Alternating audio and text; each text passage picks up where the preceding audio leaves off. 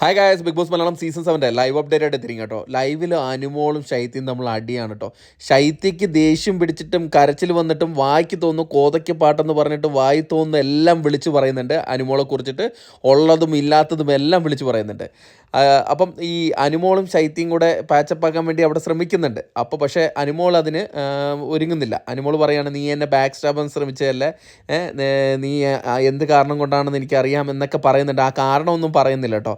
അപ്പം ശൈത്യ പറയുകയാണ്, എടി നീ ആ അനീഷേട്ടൻ്റെ ഡിഗ്നിറ്റി കളയാൻ വേണ്ടിയിട്ടല്ലേ എടി നീ ഇങ്ങനെ നിന്നത്, ആ അനീഷേട്ടനെ നീ തകർക്കാൻ വേണ്ടിയിട്ടല്ലേ നീ അത് ചെയ്തത് എന്ന് ശൈത്യ അനുമോളിനെ കുറ്റമാരോപിക്കുകയാണ്.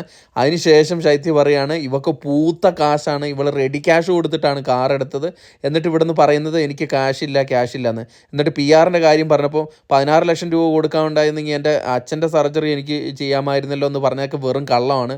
വീട്ടിൽ നിറച്ച് ക്യാഷാണ്, അവിടെയും ഇവിടെ എല്ലാം സ്വത്തുക്കളുണ്ട് എന്ന് നമ്മുടെ ഈ കുശുമ്പ് പിടിച്ചിട്ട് ചില പെണ്ണുങ്ങൾ പറയുന്നില്ലേ, അതേപോലത്തെ പറച്ചിൽ ശൈത്യ. ഒരു അഡ്വക്കേറ്റാണ് ശൈത്യ, നിങ്ങൾ ഇങ്ങനത്തെ രീതിയിലൊക്കെ ഇരുന്ന് പറയാവോ?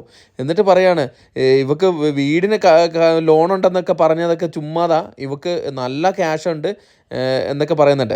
പക്ഷേ അനുമോൾ പറഞ്ഞിട്ടുണ്ട്, അനുമോൾക്ക് സർജറി ചെയ്യാൻ ക്യാഷില്ല, വീടിൻ്റെ പേരിൽ ലോണുണ്ട്, അതുപോലെ തന്നെ അവൾക്ക് അനുമോൾക്ക് ഒരു സർജറി ഉണ്ട്, വയറിന് സർജറിയോ മൂക്കിന് സർജറി എന്തൊക്കെയോ ഉണ്ടെന്നൊക്കെ പറയുന്നുണ്ടായിരുന്നു.